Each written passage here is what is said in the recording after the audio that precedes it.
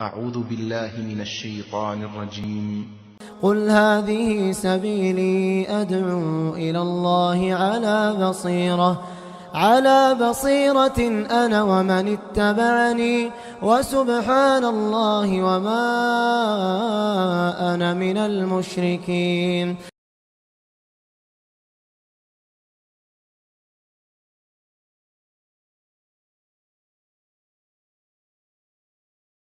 إن الحمد لله نحمده ونستعينه ونستغفره ونعوذ بالله من شرور أنفسنا ومن سيئات أعمالنا من يهده الله فلا مضل له ومن يضلل فلا هادي له وأشهد أن لا إله إلا الله وأشهد أن محمدا عبده ورسوله أرسله بالحق بشيرا ونذيرا.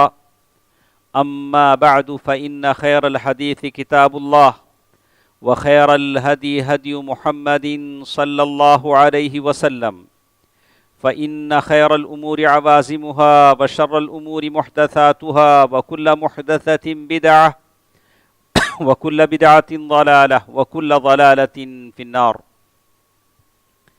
فأعوذ بالله من الشيطان الرجيم. بسم الله الرحمن الرحيم. وما خلقت الجن والإنس إلا ليعبدون ما أريد منهم من رزق وما أريد أن يطعمون إن الله هو الرزاق ذو القوة المتين. محترم حضرات، دوستو عزیزو، سورۃ الذاریات کی آیت نمبر 56 سے 58 تک کی آیتیں ہیں جو میں نے آپ کے سامنے پڑھی ہیں. دنیا کی یہ زندگی ہے جس میں ہم سب ہیں، ہماری زندگی گزر رہی ہے.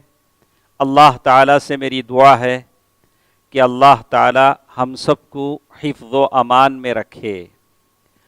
دنیا اور آخرت کی بھلائیاں ہم سب کو اللہ تعالیٰ عطا فرمائے.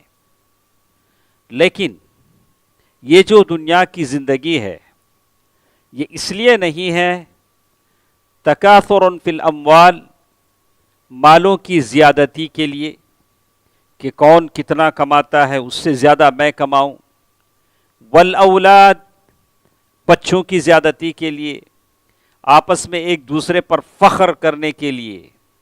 یہ اس کے لیے نہیں ہے. اللہ تعالیٰ نے اس کے تعلق سے کہا لِنَبْلُوَكُمْ. دنیا کی یہ جو زندگی مجھے اور آپ کو عطا ہوتی ہے، جتنی بھی زندگی عطا ہوتی ہے، 20 سال 30 سال 40 سال، یہ امتحان، ابتلاء، آزمائش کے لیے اللہ تعالیٰ عطا کرتے ہیں. اس میں میری اور آپ کی زندگی کا امتحان ہوتا ہے، اور اس امتحان میں اگر ہم کامیاب ہو جاتے ہیں تو پھر جنت ہے، اور ناکام اور نامراد ہوتے ہیں تو پھر ہمارے لیے جہنم ہے، العیاذ باللہ. تو آج کے اس جمعے کے خطبے میں مجھے 4 دشمنوں کے سلسلے میں آپ سے بات کرنی ہے. ایک 4 دشمن ہیں، 2 اندر کے 2 باہر کے، الاعداء الاربعہ. یہ 4 دشمن، عربی شاعر کہتا ہے ابلیس والدنیا ونفسی والہوى. ابلیس والدنیا ونفسی والہوى ما حیلتی وجمیعہم اعدائی. یہ چاروں کے چاروں میرے دشمن ہیں. اب میں کیا کروں؟ یہ 4 دشمنوں کا مقابلہ میں کیسے کروں؟ اس میں سے 2 تو اندر کے ہیں، ونفسی والہوى. ابلیس والدنیا یہ باہر کے ہیں. اللہ تعالیٰ سورۃ الذاریات میں جو آیت کہتے ہیں، بتایا گیا کہ دنیا کی زندگی کا مقصد اللہ تعالیٰ کی عبادت ہے. اللہ تعالیٰ کی عبادت ہے، اور یہی مقصد ہمارے دل و دماغ میں اہم ہونا چاہیے. یہی مقصد ہمارے دل و دماغ میں اہم ہونا چاہیے. تو چلیے ہم سب سے پہلے بات شروع کرتے ہیں. الہوى، آدمی کا جو ڈیزائر، آدمی کی جو تمنا ہوتی ہے، دل کی جو خواہشیں ہوتی ہیں، آدمی جب اپنے نفس، اپنے ہوا، اپنی خواہش کی عبادت میں لگ جاتا ہے تو عربی میں کہا گیا حبک الشیء یعمی ویسم، کسی چیز کو آپ صحیح سمجھ جاتے ہیں، کسی چیز کے پیچھے آپ پاگل ہو جاتے ہیں تو وہ چیز آپ کو بوڑا اور اندھا بنا دیتی ہے۔ ہزار لوگ بولیں گے نہیں شیخ صاحب وہ غلط ہے، نہیں مانتا۔ کیوں نہیں مانتا؟ ہوا، میرا دل کہتا ہے، مجھے اسی کے پیچھے چلنا ہے، اسی کو اپنانا ہے، اور دیکھتے دیکھتے لوگ اندھے ہو جاتے ہیں۔ لوگ بتاتے ہیں بھئی وہ غلط ہے، وہ غلط چیز ہے، اس سے تم بگڑ جاؤ گے، تمہاری دنیا تباہ ہو جائے گی، آخرت تباہ ہو جائے گی، بولا کہ نہیں میں نہیں مانتا۔ اسی کو کہتے ہیں ہوا۔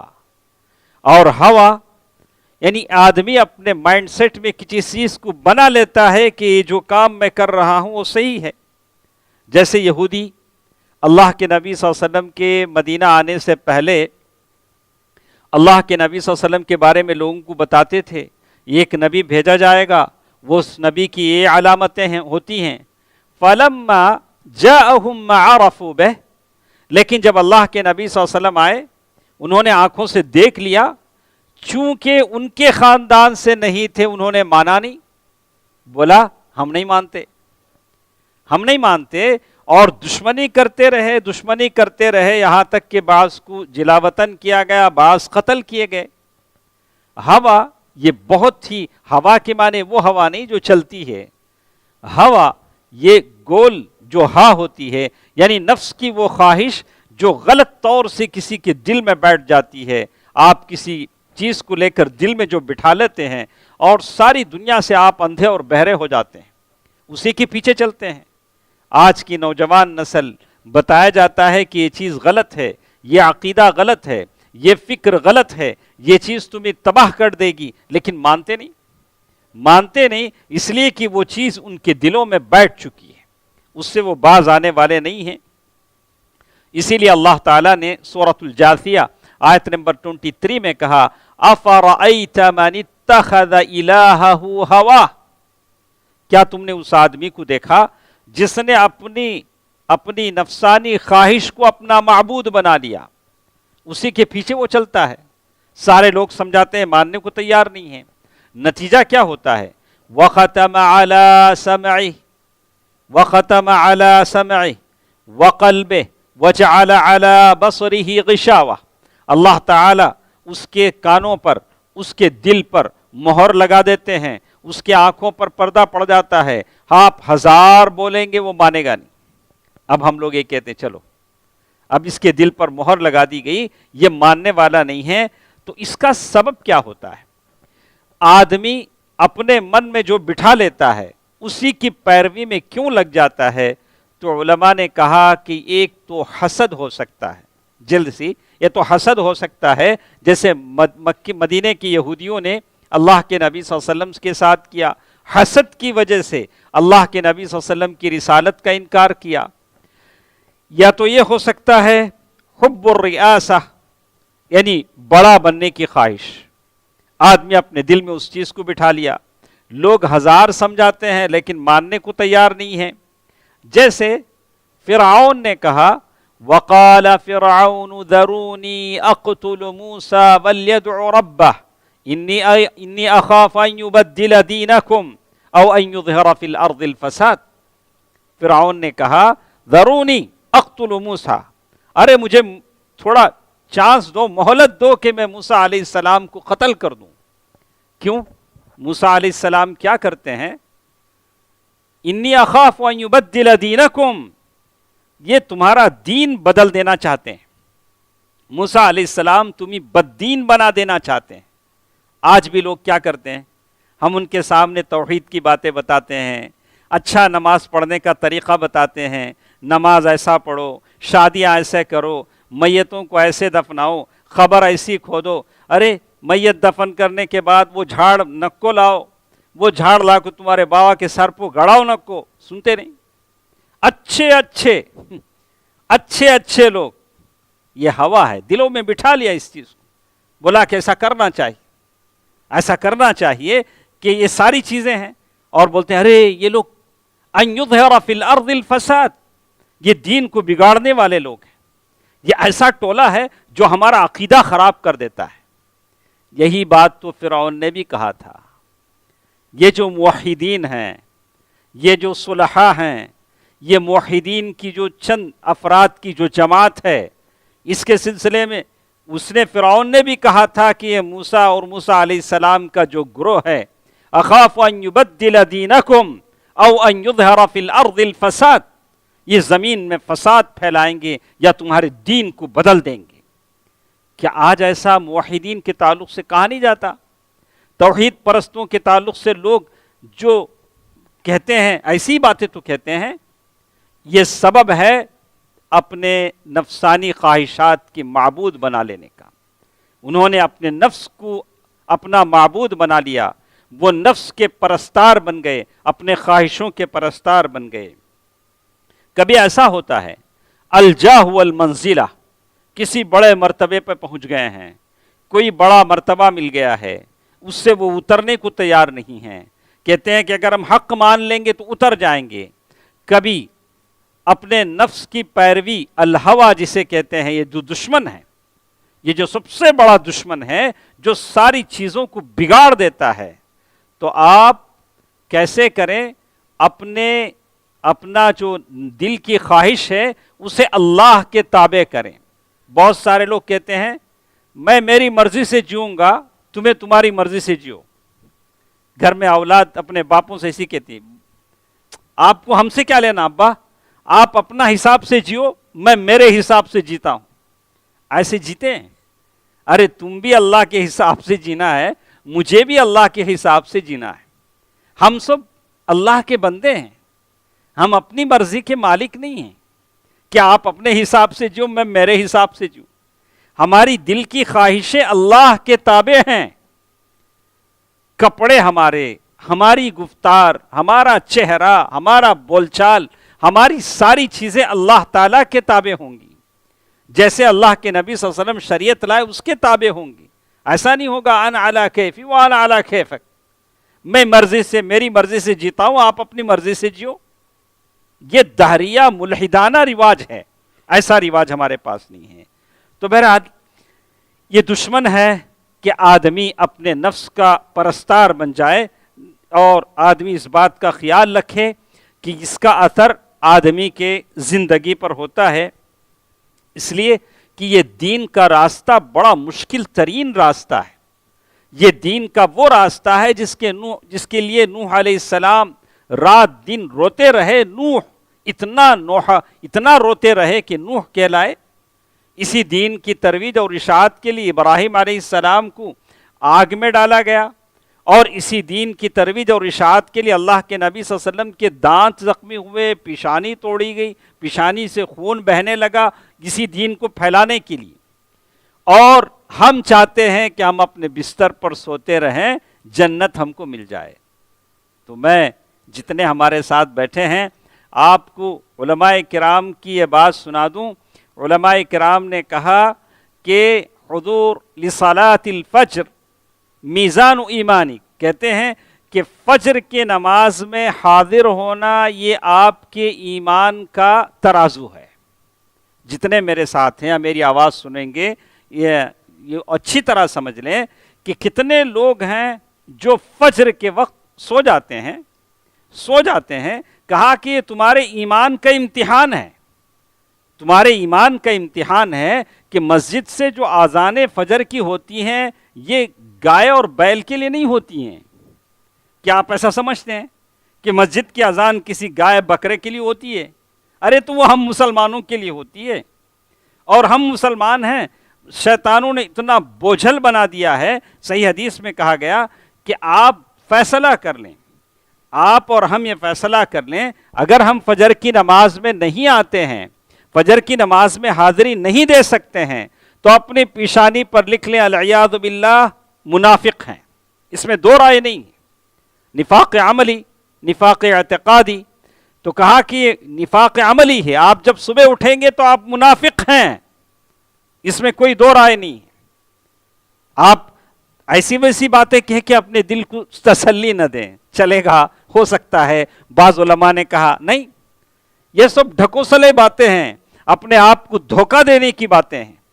یہ ایمان کا میزان ہے جو بتاتا ہے کہ آپ یا تو مومن ہیں اگر نماز فجر کی نماز میں آپ پابندی کرتے ہیں، یا اور بات ہے کہ آپ بیمار ہوں، حالات کشیدہ ہوں، یا کچھ اور عذر آپ کے پاس ہو، تو اللہ تعالیٰ ایسے لوگوں کو معاف کرنے والا ہے. لیکن آپ صحت مند ہیں، آ سکتے ہیں، پھر بھی نہیں آتے ہیں، تو یہ لکھ لیں کہ اللہ ایسا آدمی منافق ہے. اس کے بارے میں کوئی دو رائے نہیں ہے. دوستو عزیزو، ہمیشہ ہم سوچتے ہیں کہ یہ جنت ہے صرف دل ہماری خواہش کی، جو ہم لوگ اپنے نفسانی خواہشات کی جو پرستار ہیں ان کے لیے کہتی ہے ام حسبتم ان تدخلوا الجنہ ولما یأتکم مثل الذین خلوا من قبلکم مستهم البأساء والضراء وزلزلوا حتى يقول الرسول والذین آمنوا معه.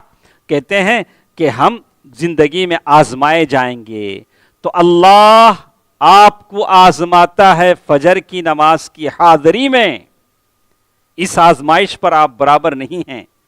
کیا کبھی آپ نے سوچا ہے کہ یہ صبح 4 بجے اٹھ کر مسجد صاف کر کے، اور یہ اللہ کے یہ بندے مؤذن جو صبح اٹھ کے ساری مسجد صاف کر کے، نگہداشت کر کے، وضو بنا کے جو اذان دیتے ہیں، کس کے لیے دیتے ہیں؟ کبھی آپ نے سوچا ہے یہ اذانیں کس کے لیے ہوتی ہیں؟ میرے اور آپ ہی کے لیے تو ہوتی ہیں. تو پہلا یہ جو دشمن ہمارے ساتھ تھا وہ تھا اپنے نفسانی خواہشات، ہوا نفس، اس کے پرستار بن جانا، جس کے آگے ساری دنیا ہماری اندھی ہو جاتی ہے، کسی کی بات ماننے کو ہم تیار نہیں ہوتے. ایک دوسری چیز النفس. اللہ اکبر. النفس یہ تمہارے اندر ہوتا ہے اور تمہارا میرا دشمن ہے.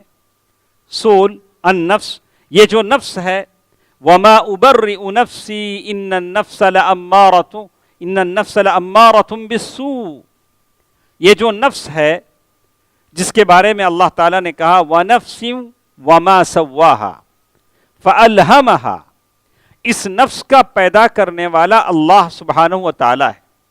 یہ نفس بگڑتا ہے تو اللہ ہی اچھا کرتا ہے. اگر یہ مائک بگڑ جائے تو اس مائک کا جو کاریگر ہے وہی اچھا کرے گا. کوئی ساعتی واچ ریپیئر کرنے والا اسے اچھا نہیں کرے گا. اگر آپ کا نفس اگر بگڑ جاتا ہے، آپ کا نفس مطمئنہ سے ہٹ کر، نفس لوامہ سے ہٹ کر یہ نفس امارہ اگر بن جاتا ہے تو آپ کو اللہ کے سامنے گڑ گڑانا چاہیے. اسی لیے سلف نے کہا عالجت نفسی 20 سنہ، میرے نفس کو بناتے بناتے 20 سال لگ گئے. یہ نفس پتہ نہیں کب کدھر ہو جائے. تو اس نفس کی اصلاح ضروری ہے. اسی لیے ابن قیم رحمہ اللہ نے کہا کہ یہ نفس، اس کو آپ سنبھالنا پڑے گا، اس کی نگہداشت کرنی پڑے گی. نفس کی حالت کیسے ہے؟ ابن قیم رحمہ اللہ کہتے ہیں کل فرس، نفس ایک گھوڑے کی طرح ہے. نفس ایک گھوڑے کی طرح ہے، وہ اپنے سوار کو لے کر چلتا ہے. جبکہ آپ اپنے نفس کو کنٹرول کر سکیں، آپ اپنے نفس کو کنٹرول کریں گے تو یہ گھوڑا آپ کو جنت کے باغیچوں میں لے جائے گا. اگر ہم اپنے نفس کو کنٹرول نہیں کر سکے تو یہ نفس ہمیں جہنم کی وادیوں کی سیر کرائے گا. آپ کے میرے ہاتھ میں ہم اپنے نفس کو کتنا کنٹرول کرتے ہیں. نفس اگر کنٹرول ہو جاتا ہے تو آنکھیں کنٹرول ہو جاتی ہیں، زبان سے نکلنے والے الفاظ کنٹرول ہو جاتے ہیں، دل و دماغ میں پیدا ہونے والے خیالات کنٹرول ہو جاتے ہیں. یہ ساروں کا اساس اور بنیاد آپ کے نفس میں ہے. اسے آپ کیسا کنٹرول کر سکیں. اور اگر بگڑ جاتا ہے اس کا توازن تو اللہ تعالیٰ ہے وَنَفْسٍ وَمَا سَوَّاهَا، جو اللہ تعالیٰ ہے جو نفس کو پیدا کرتا ہے اور اس کو برابر کرتا ہے. اور اسی طرح جیسے آپ جانتے ہیں کہ یہ نفس آپ کا میرا دشمن ہے، اور نفس کی 3 قسمیں جیسے بتائی گئی، قرآن میں آیتیں ذکر کی گئی. ایک نفس مطمئنہ ہے جس کا ذکر قرآن میں کہا گیا، ارجعی الی ربک راضیۃ مرضیہ فادخلی فی عبادی یا ایتھا النفس المطمئنہ۔ کوشش کیجئے کہ آپ کا اور میرا نفس مطمئنہ ہو۔ ایک دوسرا نفس ہے نفس لوامہ۔ آپ سمجھ سکتے ہیں کہ ایک ہی نفس ہے، آپ کے اور میرے دل میں ایک ہی نفس ہے، لیکن وہ 3 بھیس بدلتا ہے۔ کبھی نفس لوامہ ہو جاتا ہے، کبھی نفس مطمئنہ ہو جاتا ہے، اور کبھی نفس امارہ ہو جاتا ہے۔ جیسے کچھ آپ اسے بناتے ہیں تو معلوم یہ ہوتا ہے کہ آپ کی زندگی بس خاموش بیٹھنے کی نہیں ہے، ایک اسٹرگل، ایک کوشش، ایک جد و جہد آپ کو کرنی ہے، گناہوں سے بچنے کی کوشش کرنی ہے، تب جا کر آپ کا نفس مطمئنہ بنتا ہے۔ ورنہ یہ نفس امارہ، امر کے معنی حکم دینے کے ہیں، بار بار آپ کو حکم دیتا ہے، برائی پر ابھارتا ہے، بہت ساری مرتبہ ٹرائی کرتا ہے، نہیں ایسا کرو، ایسا نہیں ویسا کرو۔ آپ کی دل میں طرح طرح کی ہیلے بہانے۔ کیسے ہیلے بہانے؟ ارے صاحب آپ داڑھی رکھ لو نا۔ نہیں جی، داڑھی سے ایمان کا کیا تعلق ہے جی؟ دل تو کہاں، ایمان تو کہاں ہوتا ہے؟ دل میں ہوتا ہے جی، داڑھی کا کیا تعلق ہے جی؟ بلا کیسی بات؟ ارے اپنے اہلیہ کو، بیگم صاحبہ کو پردے کا حکم دے دو نا۔ نہیں ہم بہت پاک لوگ ہیں، ہماری نگاہیں بہت پاک ہیں، ہمیں ایسی حجاب کی کوئی ضرورت نہیں ہے۔ ہاں، ایسے کئی ہیلے بہانے ہو جاتے ہیں، کئی ہیلے بہانے ہو جاتے ہیں، نماز کا، حجاب کا، اور پھر ایمان کا، داڑھی کا، کئی بہانے۔ یہ سارے کہاں سے پیدا ہوتے ہیں؟ نفس ہے جو آپ کو بہت سارے یہ دیتا ہے تاکہ آپ اللہ کے عذاب سے بچ سکیں۔ اللہ کے راہ میں خیرات کرنے کی بات آتی ہے تو ابھی بیپار اچھا نہیں ہے، بیپار ٹھنڈا ہے۔ یہ ٹھنڈا ہے، یہ ٹھنڈے سے گرم کب ہوتا ہے؟ جب آپ کے ہاں کوئی رسم آ جاتی ہے، کوئی رسم آ گئی جو ایسی رسم جو جائز نہیں، بیپار بہت گرم ہو جاتا ہے۔ تو یہ ہیلے بہانے ہیں، یخادعون اللہ، اللہ تعالیٰ کو دھوکہ دینے کے ہیں۔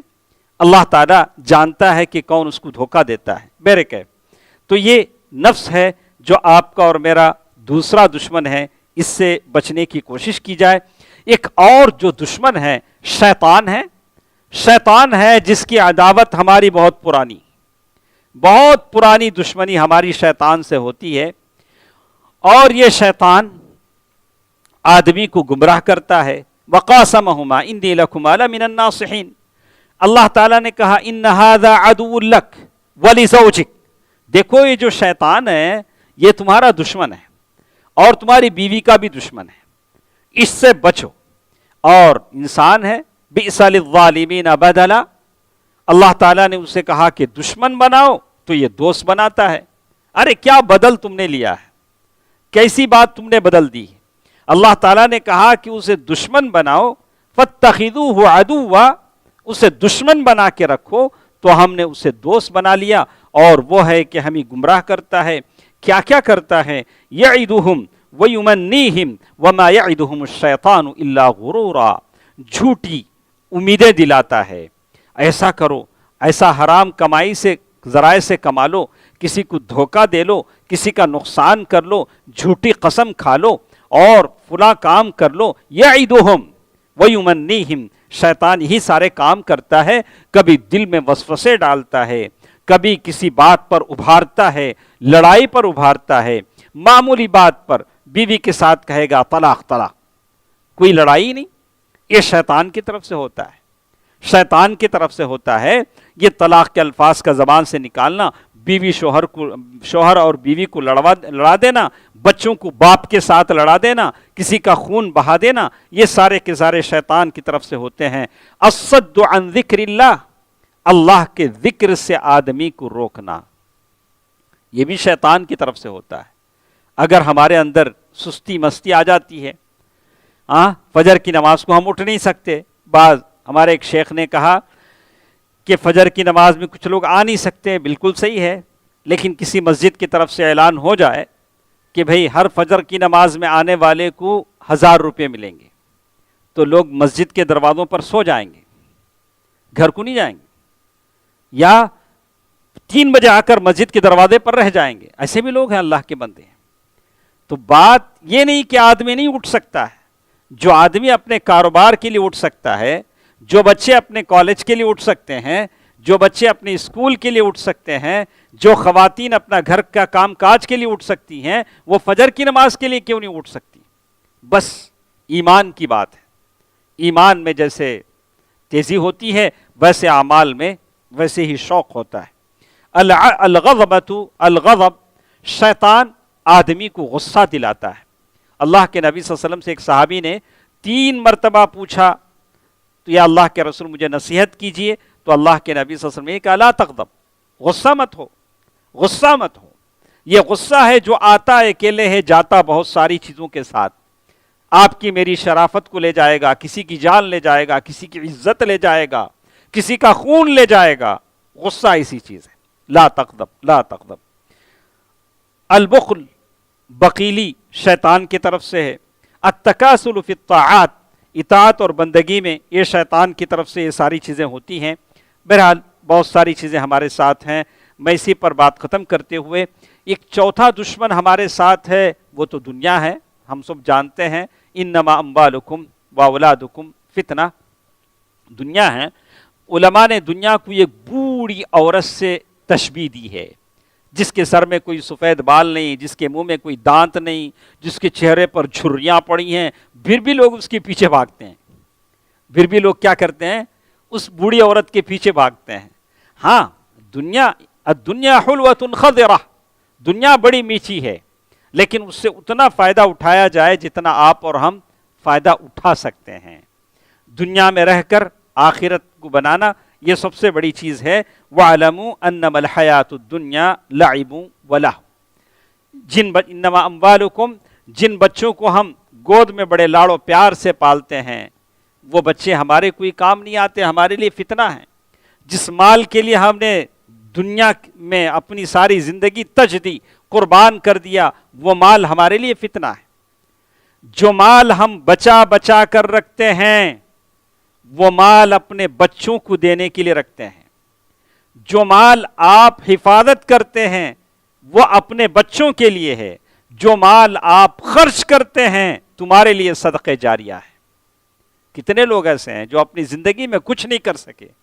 آپ اگر کر سکتے ہیں تو کر لیں، اپنی زندگی میں اپنی آخرت کا توشہ تیار کر لیں. وَلْتَنظُرْ نَفْسٌ مَا قَدَّمَتْ لِغَدٍ. تو یہ دنیا ہے، بہت ساری باتیں اس سلسلے میں ہیں، پھر کبھی ہم اس سلسلے میں دیکھتے ہیں. اسی لیے شاعر کہتا ہے انی بلیت باربع ما سلط الا لاجل شقاوتی وعنائی. یہ 4 چیزیں، ابلیس والدنیا ونفسی والہوى کیف الخلاص وکلہم اعدائی. یہ 4 دشمن میرے ساتھ ہیں، میں ان سے کیسے بچوں؟ ابلیس یسلک فی طریق مہالکی، ابلیس ہر راستے پر بیٹھا ہوا ہے، مجھے ہلاک کرنا چاہتا ہے. والنفس تأمرنی بکل بلائی، اور میرا نفس مجھے ہر مصیبت کا حکم دیتا ہے. فی ظلمت الشبہات والآرائی خواطری وأری الہوى تدعو الی. اور میرے نفس کے خواہشات ہیں، اور میری یہ نفس ہے جو شبہات میرے دل میں ڈالتا ہے، اور ادھر دنیا ہے. وزخارف الدنیا تقول اما ترى حسنی وفخر ملابسی وبہائی. اور ایک طرف دنیا کہتا ہے دیکھو میں کیسے رنگین ہوں، میں کتنی خوبصورت ہوں. اسی خوبصورت دنیا میں ہم رہ جاتے ہیں، اور ایک وقت ہماری وفات کا آ جاتا ہے، ہماری موت کا اعلان ہو جاتا ہے. اللہ تعالیٰ سے ہم تمام دعا کرتے ہیں کہ اللہ تعالیٰ ان 4 دشمنوں سے ہمیں بچائے رکھے.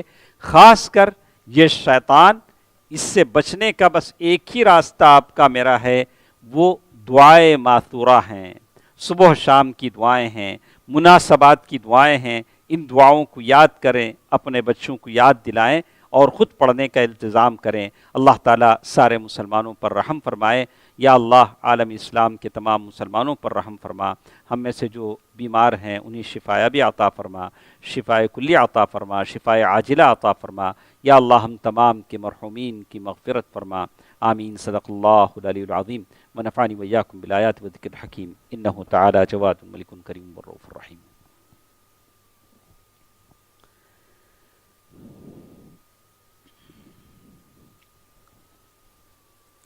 الحمد لله نحمده ونستعينه ونستغفره ونؤمن به ونتوكل عليه ونعوذ بالله من شرور أنفسنا ومن سيئات أعمالنا من يهده الله فلا مضل له ومن يضلل فلا هادي له وأشهد أن لا إله إلا الله وأشهد أن محمدا عبده ورسوله أرسله بالحق بشيرا ونذيرا أما بعد فإن خير الحديث كتاب الله وخير الهدي هدي محمد صلى الله عليه وسلم فإن خير الأمور عوازمها وشر الأمور محدثاتها وكل محدثة بدعة وكل بدعة ضلالة وكل ضلالة في النار فأعوذ بالله من الشيطان الرجيم بسم الله الرحمن الرحيم إن الله وملائكته يصلون على النبي يا أيها الذين آمنوا صلوا عليه وسلموا تسليما اللهم صل على محمد وعلى آل محمد كما صليت على إبراهيم وعلى آل إبراهيم إنك حميد مجيد